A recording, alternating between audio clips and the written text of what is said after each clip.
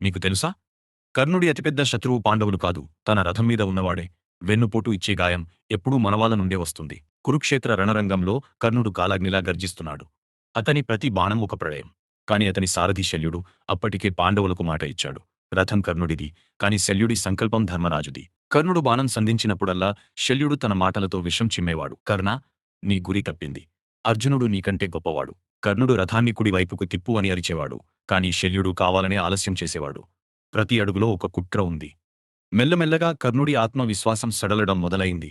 తన సొంత రథమే అతనికి ఒక చెరసాలా మారింది. యుద్ధం మధ్యలో శల్యుడు నవ్వుతూ, దానవీరా, నీ బాణాలు ఇంత బలహీనంగా ఉన్నాయేంటి అని వెక్కిరించేవాడు. పరాయివాడి బాణం కంటే మనవాడి వెటకారం ఎక్కువగా చంపుతుంది. ఆ సమయం రానే వచ్చింది. భూదేవి కర్లి రథచక్రాన్ని మింగేసింది. శల్యుడు చేతులెత్తేశాడు. రథం ఇరుక్కుపోయింది. సారథి మోసం చేశాడు. శత్రువు ముందున్నాడు. కర్ణుడు ఇప్పుడు అర్జునుడితో కాదు, తన విధిని ఎదిరించి పోరాడుతున్నాడు.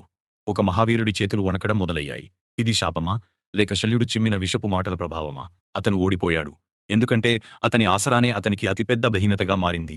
జాగ్రత్త, ప్రపంచంతోనైనా పోరాడవచ్చు, కాని నీ సారథే మీకు వ్యతిరేకమైతే గెలవడం అసాధ్యం. మీకు తెలుసా?